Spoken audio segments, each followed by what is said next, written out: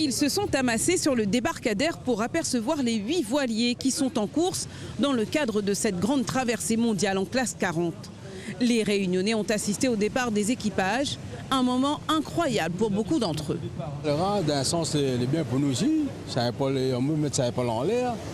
Quand il fait ça ici, la Réunion, c'est super. Oui. Ah, il faut demander encore plusieurs fois. Oui. Il encourage un peu alors? Encourage un peu les bons, un peu.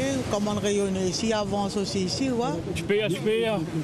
Et tous les gens doivent faire un truc comme moi, faire un peu l'ambiance, ça tout. On arrive à 11h30, il m'a vu le bateau juste devant. Prenez pas trop vite. Après, on reparti. C'est super, c'est extra de voir ça quand même. Il faut vraiment qu'on fait ça souvent.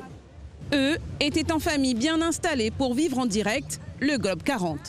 J'ai aimé les bateaux qui étaient petits avec du bleu et du jaune.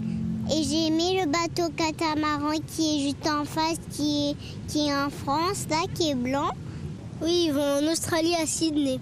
Et qu'est-ce qu'ils vont faire là-bas? La 3e étape du Globe 40. Oui, c'est un événement unique à La Réunion. On est content que ça se passe dans la baie de Saint-Paul. Ça redynamise notre baie qu'on veut ouvrir de plus en plus vers les activités nautiques. Il permet d'inciter les marmailles à voyager aussi, à projeter azote vers d'autres pays. Donc il fait travailler les autres imaginaires, donc oui, il est très bien en fait.